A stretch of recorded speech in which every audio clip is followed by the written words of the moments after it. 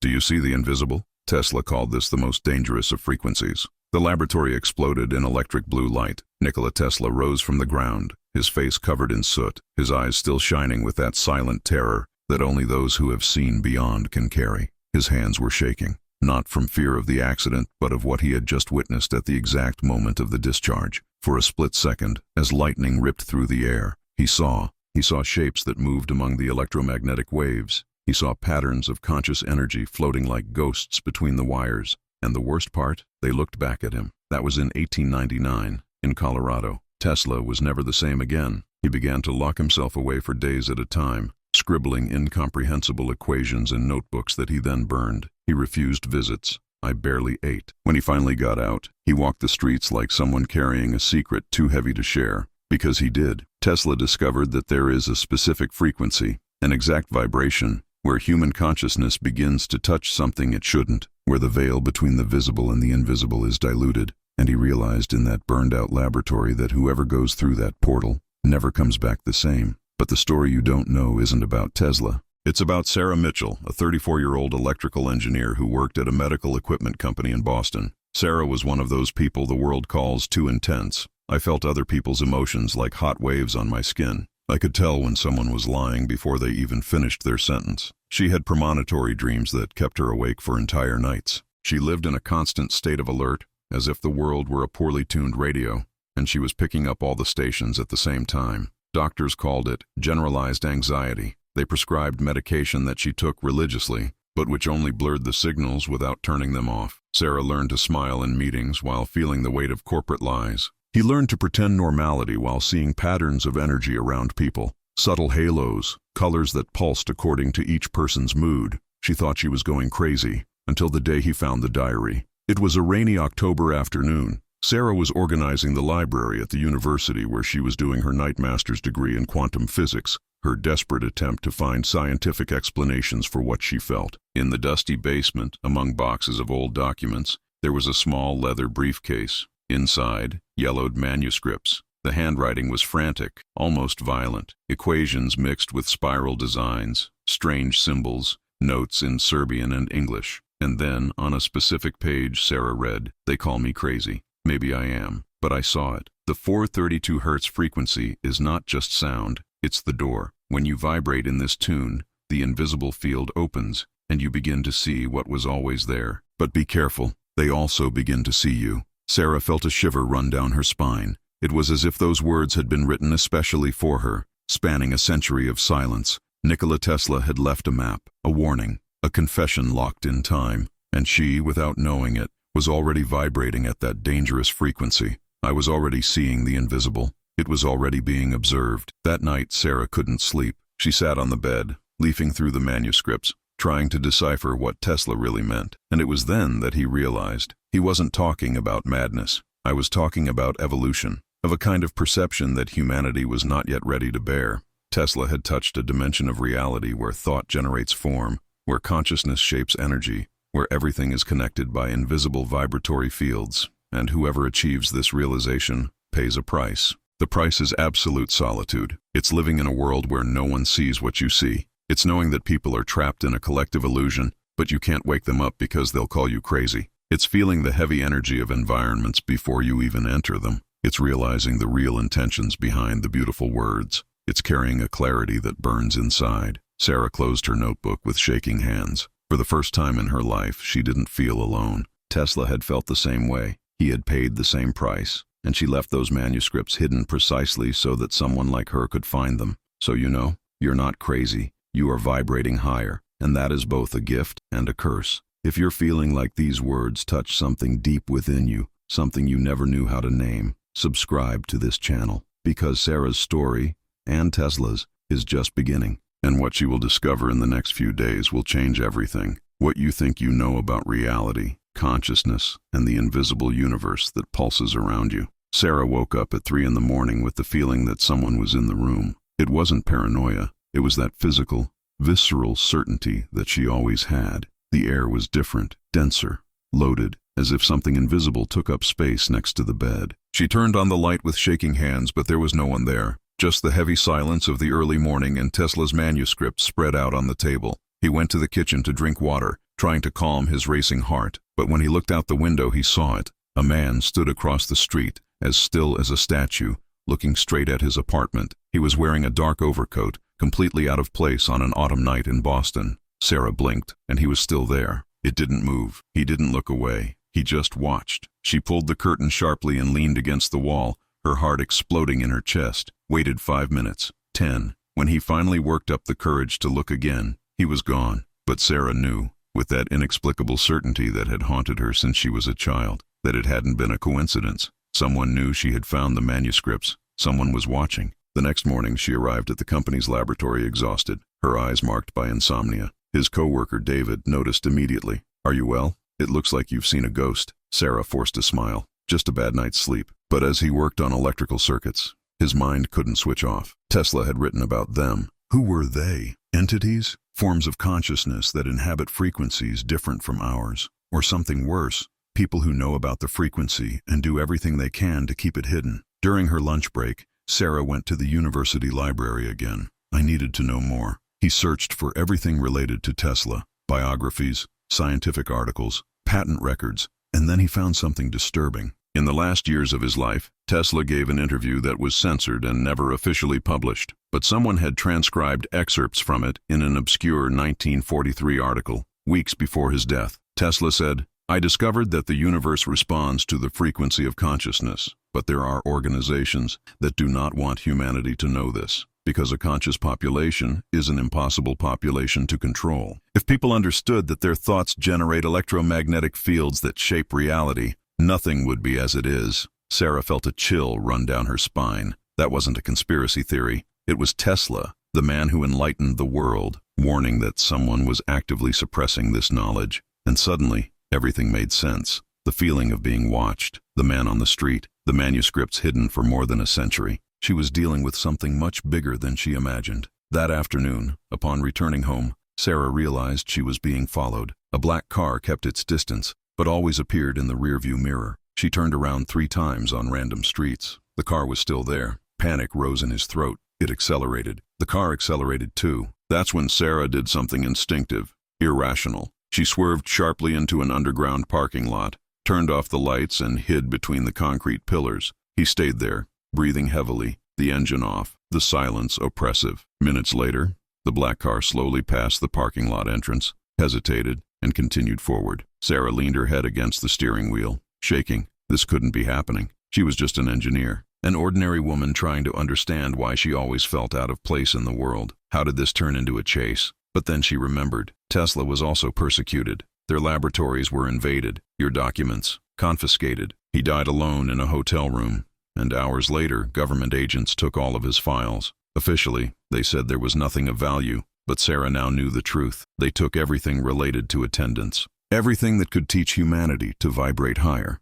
She returned to the apartment by a completely different route, her heart still racing. He locked the door, pushed a chair against it, closed all the curtains. He took Tesla's manuscripts and read each word again, this time looking for instructions. And he found it. On a nearly illegible page, Tesla had written, "If you are reading this, it is because you are already vibrating at the frequency. And if you are being persecuted, it is because they know. Do not try to fight directly. You must become invisible first. You must learn to control your own energetic emission. Meditate in absolute silence. Breathe at the frequency 432 Hz. Become neutral. Only then can you act without being detected." Sarah didn't fully understand, but she felt it was real. Tess, she wasn't talking about physically hiding. I was talking about hiding energetically. To temporarily lower your own vibration to go unnoticed, like an animal that camouflages itself to survive. She spent the next few hours in complete silence, sitting on the floor, breathing slowly, trying to calm the storm within. And something strange happened. For the first time in years, Sarah felt a deep peace, as if I had disconnected an antenna that had always been turned on at full power. The pressure in the chest decreased. The feeling of vigilance disappeared. She had somehow become invisible to whatever was hunting her. But this peace brought a terrifying clarity. She was not dealing with ordinary people. I was dealing with an organization that, for over a century, had been silencing anyone who discovered the truth about the frequency of consciousness. Tesla was just the first, and now Sarah was next on the list. She looked at the manuscripts scattered on the floor and made a decision. I wasn't going to run away. He wasn't going to hide forever. If Tesla had left that knowledge for her to find, it was because he believed someone could finally expose the truth, and Sarah realized, with a mixture of terror and determination, that that person was her. The antagonist was not a person, it was an entire system built to keep humanity vibrating low, and she had just declared war on him. Sarah spent the next 3 days like a ghost in her own life. I went to work,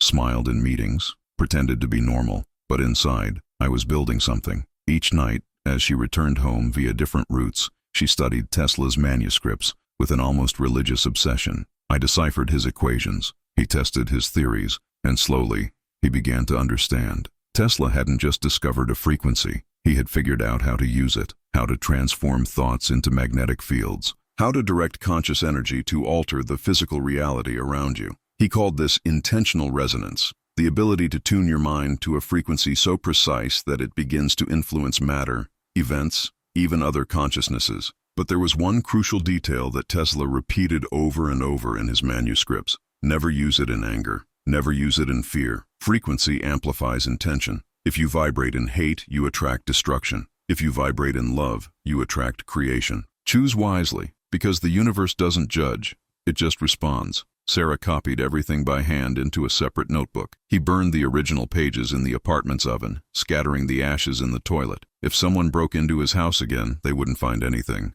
The knowledge was now engraved on her. It was alive within his own consciousness. And then, she started training. Every morning, at 4 o'clock, Sarah sat on the floor of her room in absolute silence. He breathed slowly, counting 8 seconds on inspiration, 8 on retention, 8 on exhalation. He put on headphones playing a pure frequency of 432 hertz, the same one that Tesla had identified as the door, and he thought about it, visualized with cinematic clarity. She saw herself surrounded by a field of golden, impenetrable energy, invisible to ordinary eyes but solid as steel to those who can see beyond. At first, nothing happened, but on the 4th night, something changed. Sarah felt a physical vibration running through her body. It wasn't imagination, it was real. His fingers tingled, his spine heated, and for a brief second, she saw, with her eyes closed, the energetic structure of the room itself, lines of light connecting everything, magnetic fields flowing between objects. The apartment was no longer just matter,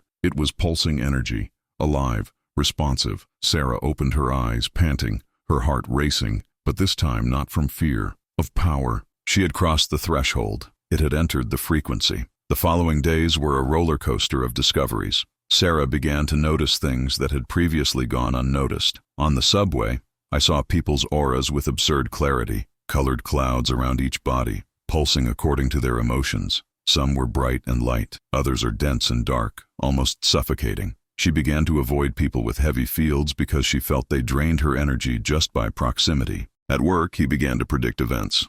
I knew when the boss was about to cancel a project before he even announced it. I knew when a piece of equipment was going to fail, minutes before the failure happened. David, his colleague, noticed. "You look strange, Sarah. Different. I don't know how to explain." She just smiled. "I'm fine. Better than ever." And it was. For the first time in her life, Sarah didn't feel like she was going crazy. I felt like I was waking up. But Tesla had warned of another danger. The higher you vibrate, the more visible you become to those who are hunting. And Sarah was ready. You're finding this out the hard way. It was on a Thursday night. She was returning from the university library, where she had researched secret government-linked organizations that suppressed revolutionary technologies. He found vague references to a group called the Silent Consortium, a network of scientists, military men, and tycoons who, since the early 20th century, had controlled which inventions could be released to the public and which could be buried. Tesla was on the list, along with at least 20 other inventors who died under strange circumstances. Sarah photographed everything with her cell phone and left in a hurry. But when he arrived at the university's underground parking lot, he saw it. 3 men leaning against her car. They weren't police officers. They weren't security guards. It was those same expressionless faces, that icy presence that she had felt on the street days ago. Panic rose in his throat. She backed away slowly, but one of the men looked straight at her. "Sarah Mitchell, we need to talk." The voice was calm, but full of threat. Sarah turned and ran. She heard heavy footsteps behind her, echoing across the cold concrete. He ran up the stairs, pushed the emergency door, and went out into the street. People passed by. Cars. Normality. But she knew that wouldn't stop them. He ran 3 blocks to a crowded cafe, walked in panting, sat at the back, trying to control his breathing. He pulled out his cell phone with shaking hands. I needed help, but who would believe her? Police? They would think she was paranoid. Friends? She didn't have anyone close enough to trust with something like that. That's when a woman sat in the chair in front of him. Sarah looked up, startled. The woman was about 50 years old, with gray hair tied in a bun,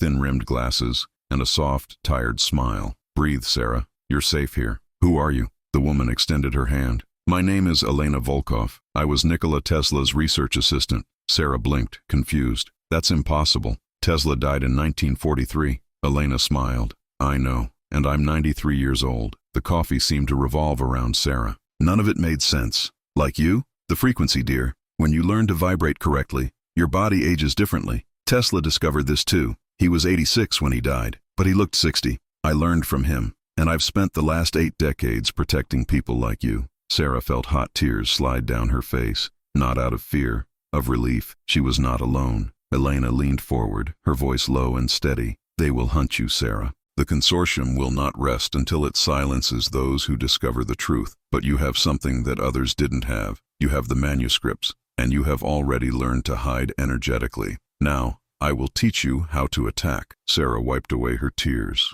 her jaw hardening. Teach me. Elena opened an old leather briefcase and took out yellowed documents. Tesla didn't just leave warnings. He left weapons. Invisible weapons. Specific frequencies that destabilize artificial electromagnetic fields. They use technology to track you, Sarah. Satellites, cell phones, cameras. But all of this operates on frequencies, and frequencies can be interfered with. Sarah looked at the documents. Equations, diagrams, device designs that looked like something out of science fiction. Does this work? It worked in 1943, and it will work now. Elena touched Sarah's hand and something passed between them. A subtle but unmistakable electric current, a connection, a transmission of knowledge that went beyond words. You were not chosen by chance, Sarah. Tesla knew someone like you would come, someone sensitive enough to pick up the frequency, brave enough to use it. And now, you will do what he couldn't. It will expose the consortium. It will free humanity from the vibrational prison in which it has been placed. Sarah took a deep breath. The fear was still there,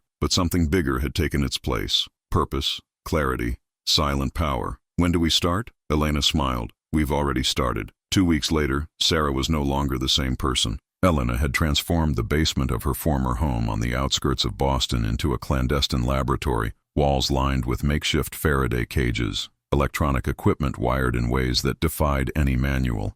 And in the center, a device that seemed straight out of Tesla's fever dreams. A copper coil wound into a perfect spiral, connected to quartz crystals and powered by an energy source that Elena refused to fully explain. Tesla called it a directional frequency transmitter, Elena said, adjusting the wires with surgical precision. He never built one, but he left the plans, and I spent decades perfecting it. Sarah watched, fascinated and terrified. And what does he do exactly? Elena paused, her eyes shining with a mixture of pride and sadness. It emits a specific frequency that destabilizes artificial electromagnetic fields within a radius of 3 kilometers. Satellites lose signal. Surveillance cameras fry. Cell phones die. Whatever technology the consortium uses to track people like us simply stops working. Sarah felt a shiver. But won't that just let them know we're here? Go. And that's exactly what we want. Elena turned around, her face serious. For 80 years I hid. I protected Tesla's knowledge like a sacred secret, waiting for the right moment. But secrets don't change the world, Sarah.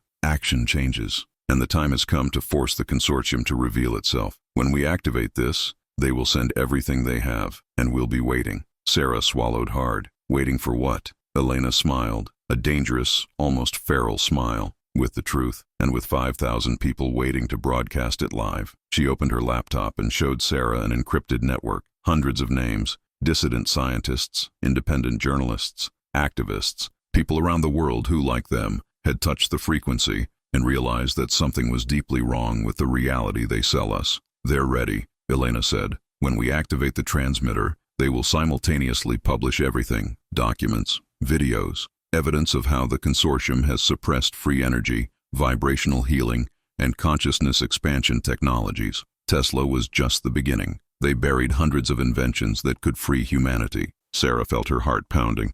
This was real. It wasn't a conspiracy theory. It was a coordinated blow against the system that controlled what humanity could and could not know. What if they kill us first? Elena held Sarah's shoulders firmly. Then we die knowing that we lit the flame. But I don't think they're going to kill us, Sarah. I think they will try to silence us, and therein lies the difference. Because you can't mute a frequency, you can only try to stifle it, and the more they try, the more people will notice the noise. That night, Sarah barely slept. She lay on the couch in Elena's living room, looking at the ceiling, feeling the weight of what she was about to do. She was just an engineer who wanted to understand why she always felt different, and now he was at the center of an invisible war that had been raging for more than a century. But something had changed inside her. It was no longer fear. It was a strange kind of serenity, as if she had finally found the reason she was born. Tesla had waited for her. Elena had waited for her. And somehow, the entire universe conspired to place her right there, at that moment. The next morning, they activated the transmitter.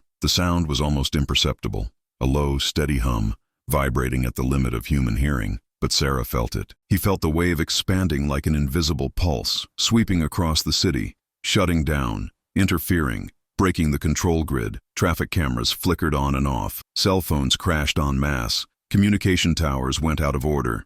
And then, silence. Absolute electronic silence. Elena looked at her watch. 3, 2, 1. Simultaneously, on 500 websites around the world, documents began to be published. Videos, leaked audios, photos from classified archives, all exposing the silent consortium. Names, companies, governments, the complete web. Sarah watched on her laptop, eyes wide. Social media exploded. Independent newspapers rushed to cover it. The hashtag Tesla frequency started spreading like wildfire. Elena exhaled slowly. Now they come. 15 minutes later, 3 black SUVs stopped in front of the house. Men in suits came down, organized, efficient. Sarah recognized 2 of them, the same ones who chased her in the parking lot. They're going to break down the door, Sarah whispered, her heart racing. No, they're going to ring the doorbell. And they played. Elena calmly walked to the door and opened it. The man in front was about 60 years old, with gray hair and cold, calculating eyes.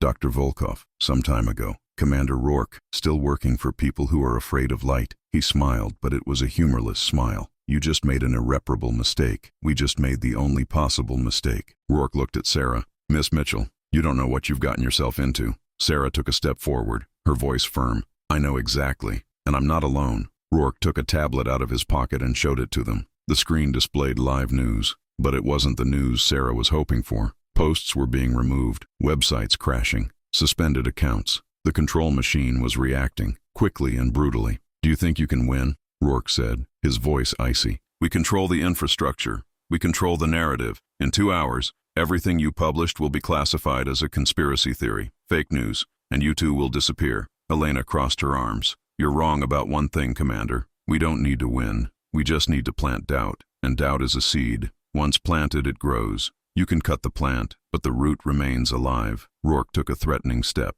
Come with us. Now. That's when Sarah did something that surprised everyone, including herself. He took a deep breath, closed his eyes for 3 seconds, and vibrated, not with sound, but with pure intention. She had trained this with Elena. I had learned to direct conscious energy like an invisible beam of light, and when he opened his eyes, something had changed. Rourke took a step back instinctively. His men exchanged confused looks. Sarah was radiating something, a magnetic field so intense that even those who couldn't see energy could feel it. It was like being close to a high-voltage cable, dangerous, powerful, uncontrollable. You're leaving, Sarah said, her voice low but full of authority she didn't know she had. Because you know what we're doing is bigger than you. Bigger than the consortium, and deep down, you feel it too. You feel like something is wrong with the world. He feels that humanity has been deceived, and you feel like there's no going back. Rourke was silent for long seconds, and then something impossible happened. He lowered his head, just a little, just enough for Sarah to notice. It doesn't end here, he murmured. I know, Sarah replied, but it also doesn't end the way you expect. Rourke turned and walked back to the SUV. His men followed, confused. The cars left. Elena looked at Sarah, her eyes teary. You did it. I got what? What Tesla never achieved. You didn't fight. You just cheered so loudly that they had no choice but to back away. Sarah sat on the doorstep, her legs shaking. The adrenaline was still running through the body. And now? Elena sat next to her. Now the seed grows. 3 months later, Sarah was sitting in a small cafe in Portland, Oregon, 2,000 miles from Boston. He had changed his city, his name on digital documents, his life, but not on purpose. The world around her had changed too, in subtle ways that most people still couldn't name. The consortium's publications had, in fact, been largely suppressed, websites taken down, banned accounts, matters classified as disinformation, but something remained. A collective unrest. Millions of people around the world began to wonder. They began to feel that something was wrong with the official narrative, and some, those who had always been sensitive, those who had always seen more, began to awaken. Sarah received messages every day, people reporting experiences identical to yours, energy visions, premonitions, feeling of being watched, and everyone asked the same thing: am I going crazy, or is this real? She responded to each one: it's real, and you're not alone. Elena had disappeared 2 weeks after the confrontation with Rourke. There was no body. There was no note. Just an encrypted message that Sarah received. My part is done. Now it's up to you, the new ones. Sarah knew she was alive. I could feel it. Elena was like Tesla, unkillable because she had become pure frequency, distributed consciousness. She was everywhere and nowhere, but the absence hurt. Sarah had lost the only person who truly understood what it was like to carry that knowledge. Until that afternoon, the cafe doorbell rang, and a man entered, about 40 years old, scruffy beard, tired but intense eyes. He looked around, saw Sarah, and walked straight towards her. He sat down without asking for permission.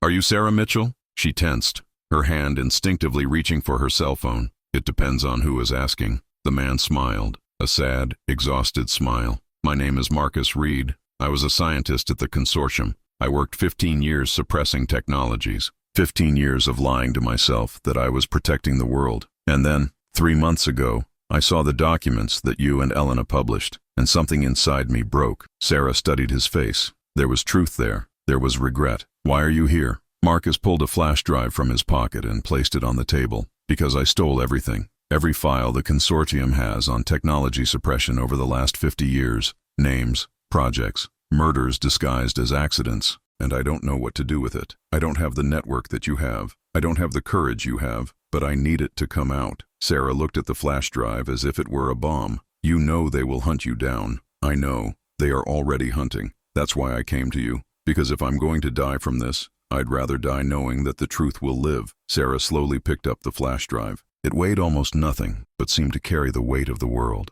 I'll do it, she said. But you won't die. You will live, and it will help to rebuild. Marcus let out an incredulous laugh. Rebuild what? All. That night, Sarah connected the flash drive to an isolated laptop, without internet, protected by all the layers of security that Elena had taught her. And what she saw left her breathless. Hundreds of suppressed technologies. Cures for diseases that should have been eradicated decades ago. Clean energy sources that would make fossil fuels obsolete. Frequency-based communication devices that did not need satellites or towers. And at the bottom of the files, a video, dated 1942. Nikola Tesla, old and tired, sitting on a wooden chair, speaking directly to the camera. Sarah pressed play, her heart in her throat. Tesla's voice was hoarse but firm. If you're watching this, it's because you found the path. It's because you vibrate at the frequency that I vibrated. And I need you to know something I've never said in public. They didn't destroy me. I let them think they destroyed me. Because as long as they believe they won, they won't look for what I really left behind.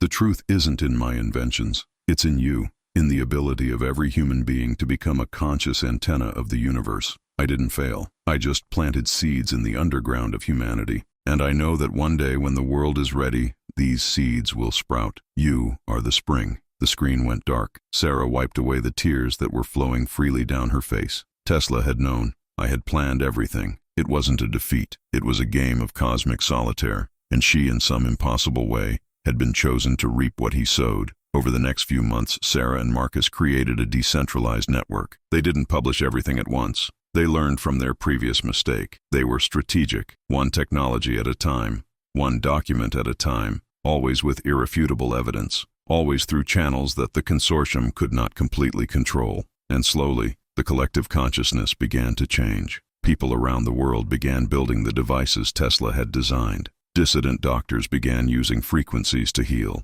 Engineers created free energy sources in their backyards. The system tried to suppress it, label it fraud, discredit it, but it was too late. The seed had germinated, and there was no way to kill a forest that was born at the same time in 1,000 places. Sarah never returned to Boston. He never used his real name again. She became a whispered legend on the internet, the woman who saw Tesla's frequency. Some thought it was fiction, others knew it was real. And those who vibrated at the same frequency were able to find it when they needed it. One winter day 5 years later, Sarah was walking in a forest in Northern California when she felt it. that familiar presence, that unmistakable energy field. Elena was sitting on a fallen log, looking exactly the same, or maybe even younger. "You took your time," Elena said, smiling. Sarah sat next to her, laughing through her tears. "I thought you were gone forever. I went, but never far away. I just needed to make sure you could do it on your own." "And I did it?" Elena held Sarah's hand. "You did more than that. You have changed the frequency of the planet. Tesla would be proud." Sarah looked up at the sky through the trees, feeling the sun on her face, the vibration of the earth beneath her feet, the invisible connection that tied everything together. "What happens now?" Elena stood up, holding out her hand. "Now you teach, just like I taught you, just like Tesla taught me. Frequency is not a secret to be kept. It is a gift to be shared. And there are millions of people out there who are ready to awaken. They just need someone to tell them, 'You're not crazy. You are evolving.'" Sarah took Elena's hand and stood up, and at that moment, he felt something he had never felt before: complete peace. Not because the fight was over, but because she finally understood that it had never been a fight. It was always a dance, a resonance, a frequency looking for other equal frequencies to create harmony. Tesla was right. The universe does not respond to words, responds to vibration, and when you change your frequency, everything changes with you. Sarah looked at Elena and smiled. "Let's get started. If you got here, it wasn't by chance. Something inside you resonates with this story. Something inside you has always known that there is more to this universe than we have been taught. You feel things that others don't feel, see patterns where others see chaos, and it carries a strange loneliness, the loneliness of someone who vibrates at a different frequency. Tesla wasn't crazy, Sarah wasn't crazy, and neither are you. You are awakening, and the world needs you awake. If this story touched something deep in you, subscribe to this channel, because we're not here to entertain. We are here to light up, to remember, to resonate on the frequency that Tesla left echoing in the silence, waiting for those who have ears to hear. The universe is calling. Will you answer?